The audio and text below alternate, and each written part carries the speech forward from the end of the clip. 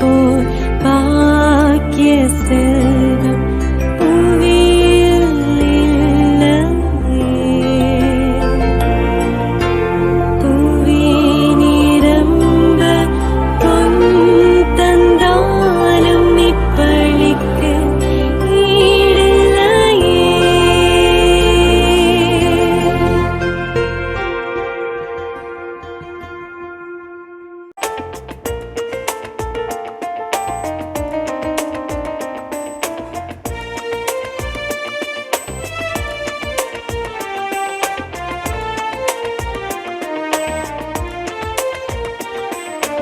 இயேசுவின் தலைமையில் புதியதோர் உலகம் அமைத்திட எழுந்திடுவோம்.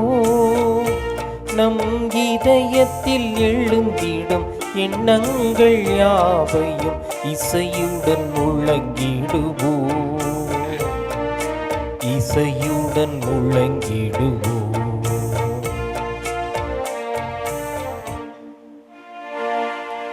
தந்தை மகன் தூயாவியாரின் பெயராலே ஆமென்.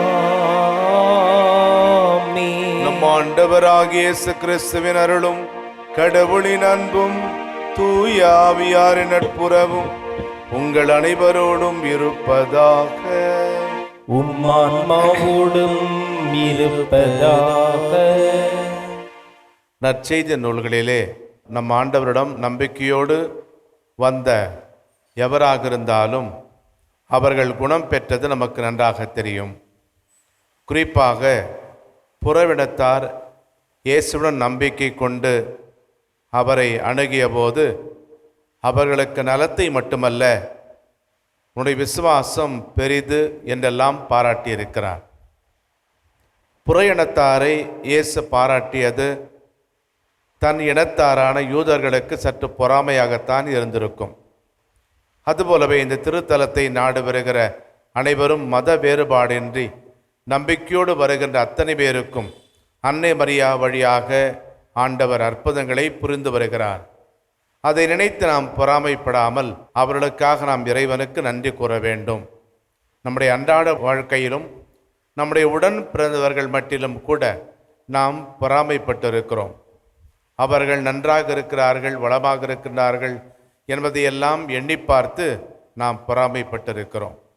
எனவே இத்தகைய பொறாமை குணம் நம்மிடமிருந்தால் அதற்காக இறைவனுடைய மன்னிப்பு கேட்டு இத்திருப்பலியிலே தகுதியோடு பங்கேற்போம். உள்ளம் நொந்து வருந்துவரை நலமாக்க அனுப்ப பெற்ற ஆண்டவரை இரக்கமாயிரும். ஆண்டவரே இரக்கமாயிரும். பாவிகளை தேடி மீட்க வந்த கிறிஸ்துவே இரக்கமாயிரும். கிறிஸ்துவே இரக்கமாயிரும். எமக்காக தந்தையிடம் என்றும் பரிந்து பேசுகின்ற ஆண்டவரே இரக்கமாயிரும். ஆண்டவரே இரக்கமாயிரும். எல்லாம் வல்ல இறைவன் நம் மீது இரக்கம் வைத்து பாவங்களை மன்னித்து நம்மை நிலை வாழ்வுக்கு அழைத்து செல்வாராக. ஆமென். மன்றாடுவோமாக. இறைவா, உம்மை அன்பு செய்வோருக்கு கட்புலனாகாத பல்வேறு நன்மைகளை நீரே ஏற்பாடு செய்திருக்கின்றீர். எங்கள் இதயங்களும் அன்பின் நிறைவை புரிவதால் நாங்கள் உம்மை அனைத்திலும் அனைத்துக்கு மேலாகும் அன்பு செய்து எல்லா வகை மனித எதிர்பார்ப்புகளையும் கடந்த உம் வாக்குறுதிகளை பெற்றுக் கொள்வோமாக. எங்கள் ஆண்டவராகிய கிறிஸ்து வழியாக உம்மை மன்றாடுகிறோம்.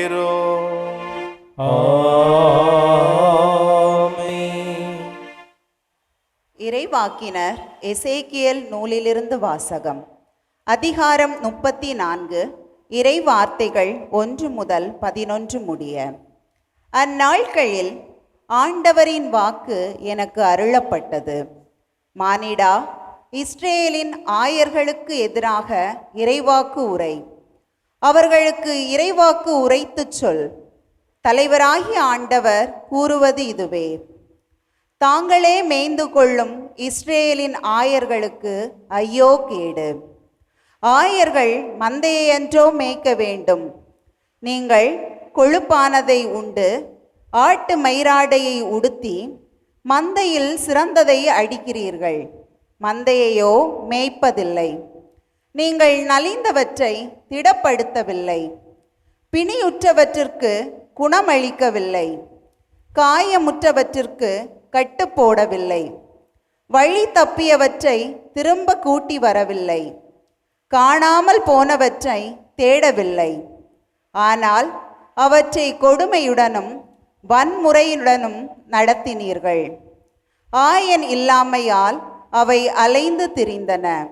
அப்போது எல்லா காட்டு விலங்குகளுக்கும் அவை இரையாயின. என் ஆடுகள் எல்லா மலைகளிலும் உயர்ந்த குன்றுகளிலும் அலைந்து திரிந்தன. பூ உலகில் எவ்விடத்திலும் என் மந்தை சிதறுண்டு போனது. அதை தேடவோ கூட்டிச் சேர்க்கவோ எவரும் இலர். எனவே ஆயர்களே, ஆண்டவரின் வாக்கை கேளுங்கள். தலைவராகிய ஆண்டவர் கூறுவது இதுவே: என் மேல் ஆணை, என் மந்தை கொள்ளையிடப்பட்டது, எல்லா காட்டு விலங்குகளுக்கும் இரையானது. ஏனெனில் அதற்கு ஆயன் இல்லை. என் ஆயர்கள் என் மந்தையை தேடவில்லை. என் மந்தையை அவர்கள் மேய்க்காமல் தாங்களே மேய்ந்து கொள்கிறார்கள். எனவே ஆயர்களே, ஆண்டவரின் வாக்கை கேளுங்கள். தலைவராகிய ஆண்டவர் இவ்வாறு கூறுகிறார்: நான் ஆயர்களுக்கு எதிராக இருக்கிறேன். என் மந்தையை அவர்களிடமிருந்து திரும்ப பெற்றுக்கொள்வேன். மந்தை மேய்ப்பினின்று அவர்களை நீக்கி விடுவேன். எனவே தாங்களே மேய்ந்து கொள்ளும் அவர்கள் இனி என் மந்தையை மேய்க்க மாட்டார்கள். அவர்கள் வாயினின்று என் மந்தையை மீட்பேன். அவை இனி அவர்களுக்கு உணவாகா. எனவே தலைவராகிய ஆண்டவர் இவ்வாறு கூறுகிறார்: நானே என் மந்தையை தேடி சென்று பேணி காப்பேன். ஆண்டவரின் அருள்வாக்கு. இறைவனுக்கு நன்றி. பதிலுரை பாடல். பல்லவி. ஆண்டவரே என் ஆயர், எனக்கேதும் குறையில்லை. ஆண்டவரே என் நாயர், எனக்கேதும் குறையில்லை. ஆண்டவரே என் ஆயர், எனக்கேதும் குறையில்லை. பசும் புல்வெளி மீது என்னை அவர் இளைப்பாரச் செய்வார். அமைதியான நீர்நிலைகளுக்கு என்னை அழைத்துச் செல்வார். அவர் எனக்கு புத்துயிர் அளிப்பார். பல்லவி. ஆண்டவரே என் நாயர், எனக்கேதும் குறையில்லை. தம் பெயர்க்கேற்ப என்னை நீதி வழி நடத்திடுவார். மேலும் சாவின் இருள் சூழ் பள்ளத்தாக்கில் நான் நடக்க நேர்ந்தாலும் நீர் என்னோடு இருப்பதால் எத்தீங்கிற்கும் அஞ்சிடேன். உம் கோலும் நெடுங்கழியும் என்னை தேற்றும். பல்லவி. ஆண்டவரே என் நாயர், எனக்கேதும் குறையில்லை.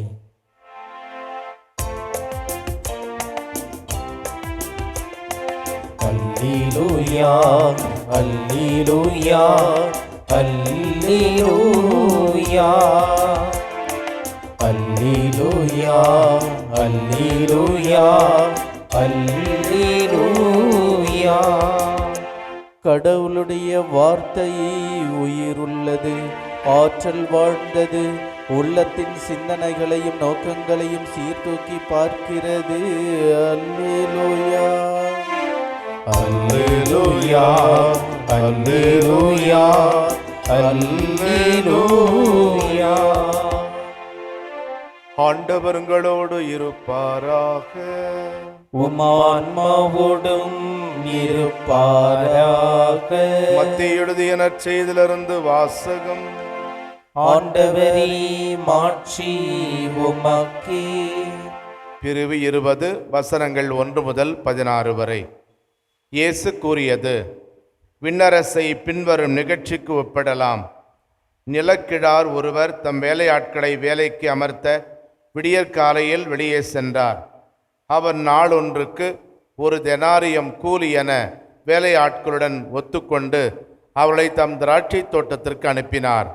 ஏறக்குறைய காலை 9 மணிக்கு அவர் வெளியே சென்றபொழுது சந்தை வெளியில் வேறு சிலர் வேலையின்றி நிற்பதை கண்டார். அவர்களிடம், நீங்களும் என் திராட்சை தோட்டத்துக்கு போங்கள், நேர்மையான கூலியை உங்களுக்கு கொடுப்பேன் என்றார். அவர்களும் சென்றார்கள்.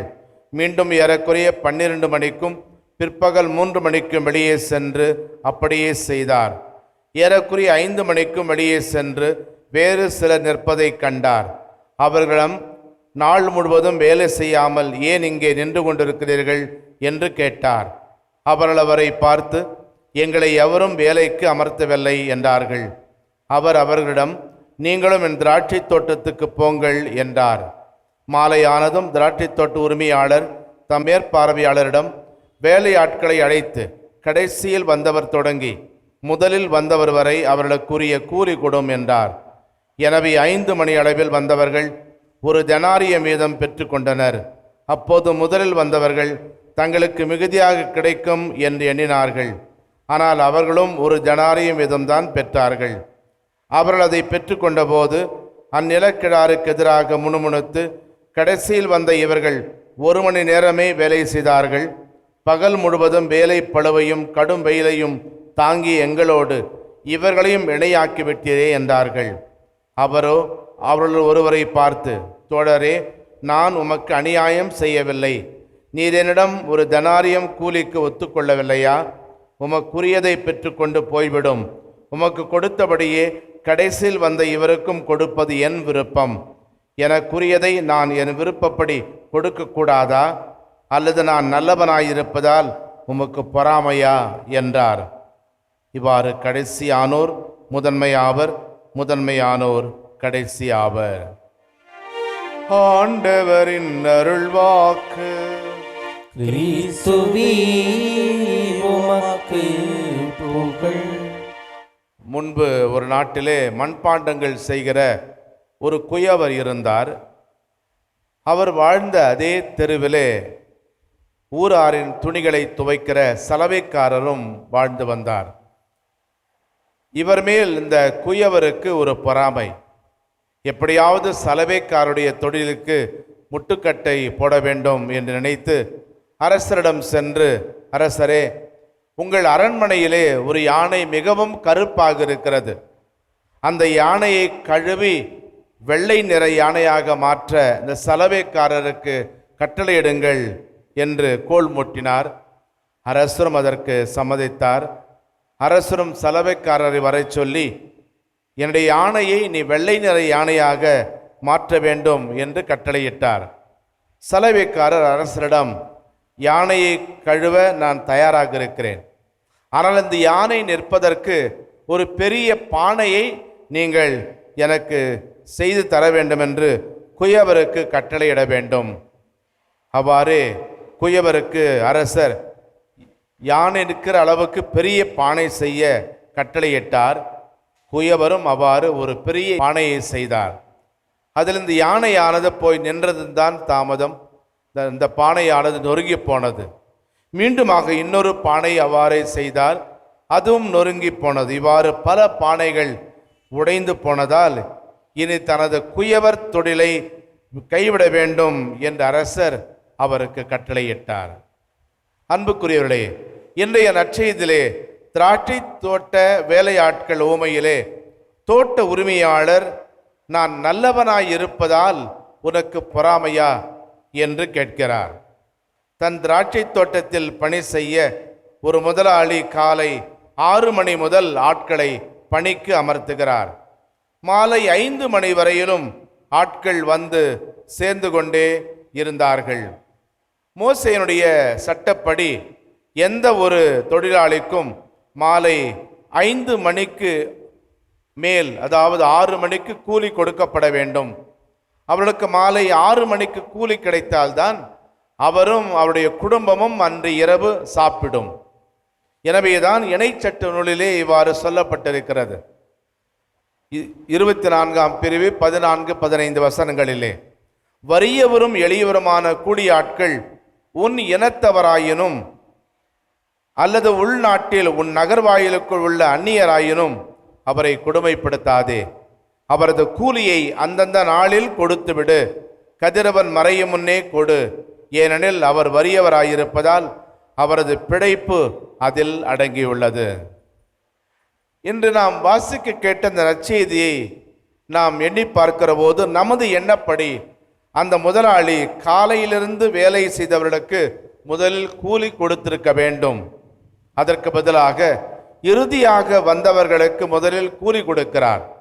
அதுவும் ஒரே 1 மணி நேரம் உழைத்த அவர்களுக்கு 1 தெனாரியம் கூலி கொடுத்தார். இதை வாங்கி அவர்களுக்கு மட்டற்ற மகிழ்ச்சி. அதே போல காலை 6 மணி முதலே வேலை செய்தவர்களுக்கும் இதை கண்டதும் மகிழ்ச்சி.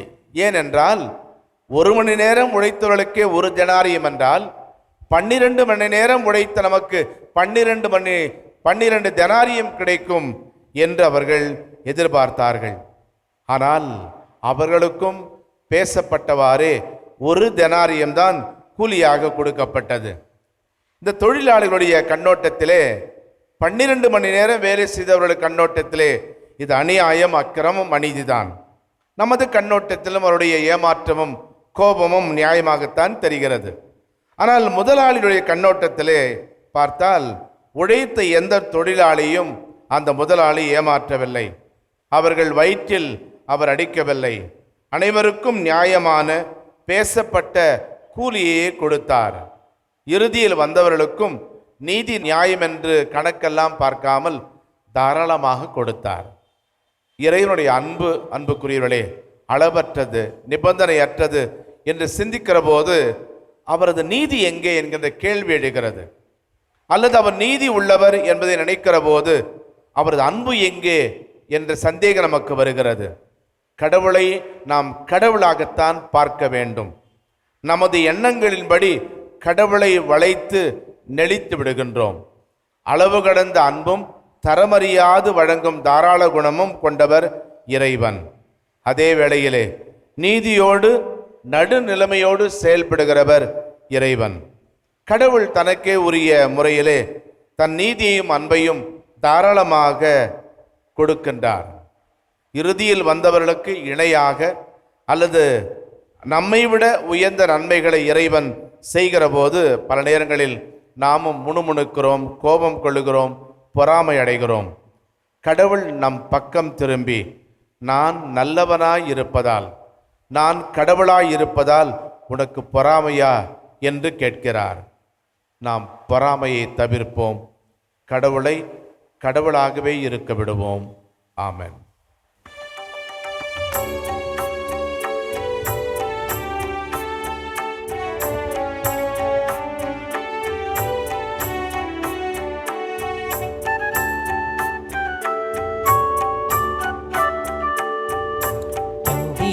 தந்தேன் இறைவா, என்னை தந்தேன் தலைவா. தந்தேன் இறைவா, என்னை தந்தேன் தலைவா. உள்ளது எல்லாம் உமக்காக, உயிர் பலியானாய் எமக்காக, அதில் எம்மையும் இணைத்திடவா. தந்தேன் இறைவா, என்னை தந்தேன் தலைவா. சகோதரர்களே, சகோதரிகளே, என்னுடையதும் உங்களது மானந்தை பலி அல்லாமல்ல தந்தையாகிற இவனுக்கு ஏற்றதாகும்படி மன்றாடுங்கள். ஆண்டவர் தமது பெயரின் புகழ்ச்சிக்காகவும் ஆட்சிக்காகவும் நமது நன்மைக்காகவும் புனித திரு அவை அனைத்து நலனுக்காகவும் உமது கையிலிருந்து இப்பலியை ஏற்றுக்கொள்வாராக. ஆண்டவரே, மாட்சிமிக்க மாற்றங்களை ஏற்படுத்தும் எங்கள் காணிக்கைகளை ஏற்றருளும். அதனால் நீர் தந்தவற்றை எமக்கு ஒப்புக் கொடுத்து உம்மையே நாங்கள் பெற்றுக்கொள்ள தகுதி பெறுவோமாக. எங்கள் ஆண்டவராகிய கிறிஸ்து வழியாக உம்மை மன்றாடுகிறோம். ஆமென். ஆண்டவர் உங்களோடு இருப்பாராக. உம்மான்மாவோடும் இருப்பாராக. இதயங்களை மேலே எழுப்புங்கள். ஆண்டவரிடம் எழுப்பியுள்ளோம். நம் இறைவனாகிய ஆண்டவருக்கு நன்றி கூறுவோம். அது தகுதியும் நீதியும் ஆனதே. ஆண்டவரே, தூயவரான தந்தை, என்றுமுள்ள எல்லாமல்ல இறைவா, எந்நாளும் இவ்விடத்திலும் நாங்கள் உமக்கு நன்றி செலுத்துவது மெய்யாகவே தகுதியும் நீதியுமாகும். எங்கள் கடமை மீட்புக்குரிய செயலுமாகும். உமது நன்மை மிகுதியால் எங்கள் ஆண்டவராகிய கிறிஸ்து வழியாக நீர் மனிதராகி எங்களை படைத்தீர். நாங்கள் நீதியின்படி தண்டனைக்கு உரியவராயினும் உமது இரக்க மிகுதியினால் எங்களை மீட்டருளினீர். அவர் வழியாகவே உமது மாண்பை வானதூதர் புகழ்கின்றனர். தலைமை தாங்குவோருமை வழிபடுகின்றனர். அதிகாரம் செலுத்துவோரும் திருமுன் நடுங்குகின்றனர். வானங்களும் அவற்றில் உள்ள ஆற்றல்களும் ஒன்று கூடி அக்களித்து கொண்டாடுகின்றனர். அவர்களோடு எங்கள் குரலையும் செத்துக்கொள்ளுமாறு நாங்களுமை தாழ்மையோடு இறைஞ்சி புகழ்ந்து போற்றுவதாவது: தூயவர் தூயவர் தூயவர், வான்படிகளின் கடவுளாம் ஆண்டவர். விண்ணகமும் மண்ணகமும் உமது மாட்சியால் நிறைந்துள்ளன. உன்னதங்களிலே ஓசன்னா. ஆண்டவர் பெயரால் வருகிறவர் ஆசி பெற்றவர். உன்னதங்களிலே ஓசன்னா. ஆண்டவரை நிர்மையாகவே தூயவர், தூய்மை அனைத்துக்கும் ஊற்று. ஆகவே உம்முடைய ஆவி பொழிந்து இக்காணிக்கைகளை தூய்மைப்படுத்த உம்மை வேண்டுகிறோம். இவ்வாறு எங்கள் ஆண்டவர் இயேசு கிறிஸ்துவின் உடலும் இரத்தமுமாக எங்களுக்கு வைமாறு உணவாக அவர் பாடுபட உளம் கடைந்து தம்மை கையளித்த போது அப்பத்தை எடுத்து நன்றி செலுத்தி அதை பிட்டு தம் சீடர்களுக்கு அளித்து இயேசு கூறியதாவது: அனைவரும் இதிலிருந்து பெற்று உண்ணுங்கள், ஏனெனில் இது உங்களுக்காக கையளிக்கப்படும் என் உடல்.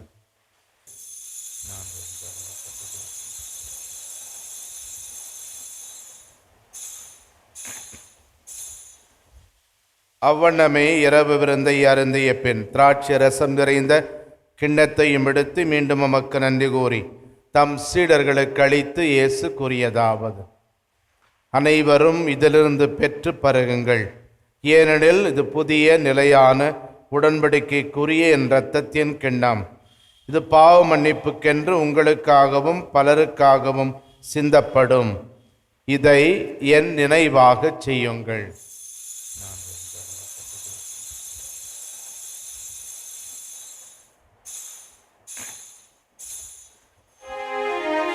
நம்பிக்கையின் மறைபொருள்.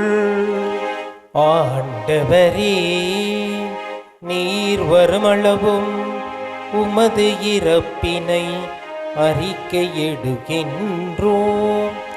உமது உயிர்ப்பினையும் எடுத்துரைக்கின்றோம்.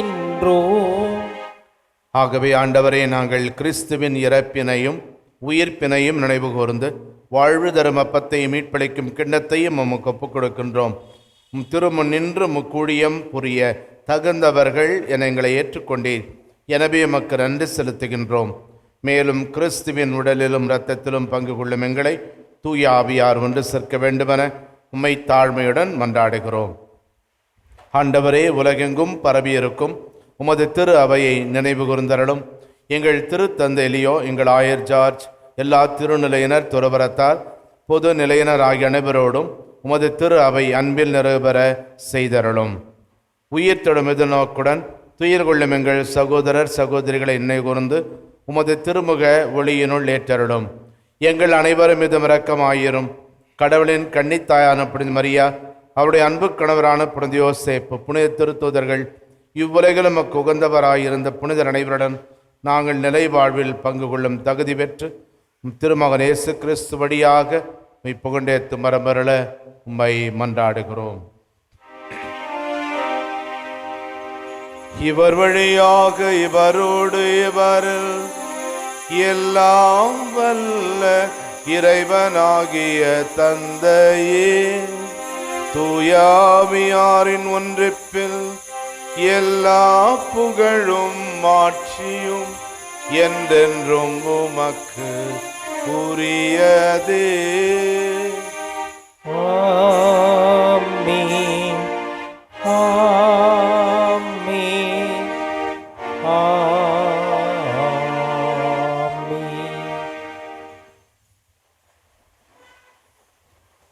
நம் மீட்பர் இயேசு நமக்கு கற்றுக் கொடுத்தவாறு நம் தந்தையை நோக்கி நம்பிக்கையோடு மன்றாடுவோம்.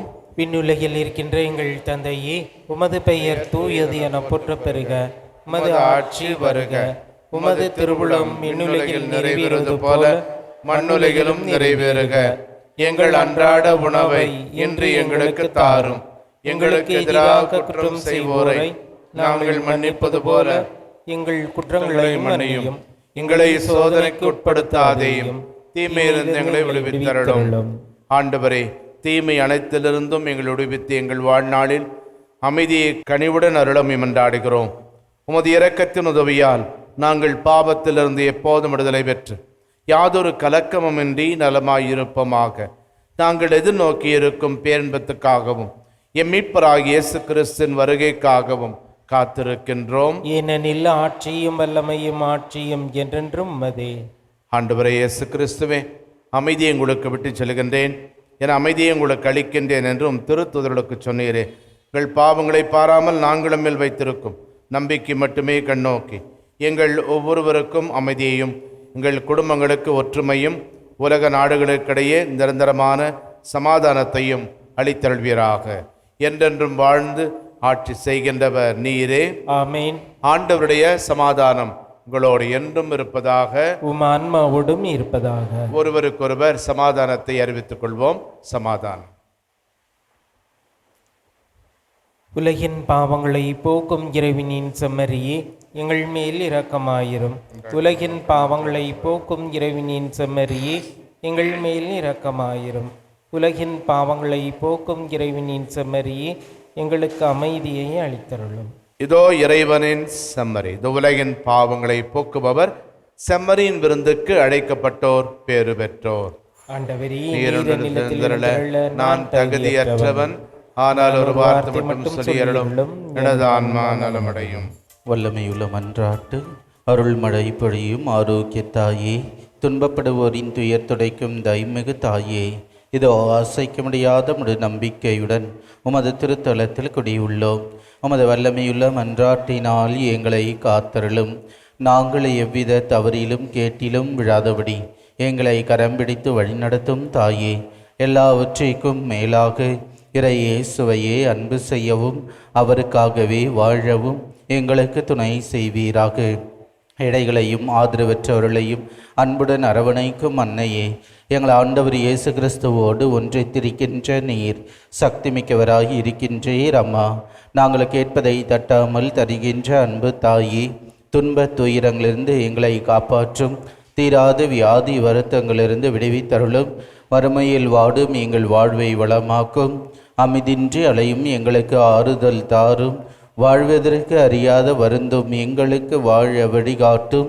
எங்கள் குடும்பங்களையும் தொழிலையும் ஆசீர்வதித்து பாதுகாத்தருளும் தாயே. ஆமேன். மன்றாடுவோமாக. ஆண்டவர் இவர் அடையாளங்களால் கிறிஸ்துவுடன் ஒன்றிணைந்த நாங்கள் உமது கனிவை பணிவுடன் வேண்டுகின்றோம். அதனால் நாங்கள் இவ்வுலகில் கிறிஸ்துவின் சாயலுக்கு ஒத்திருந்து விண்ணகத்தில் அவருடன் தோழமை கொள்ள தகுதி பெறுவோமாக.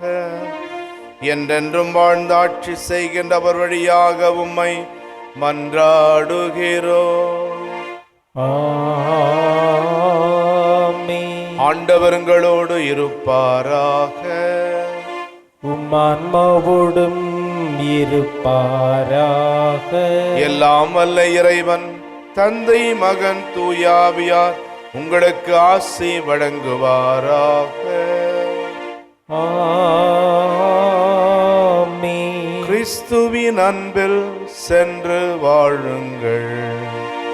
இறைவனுக்கு நன்றி.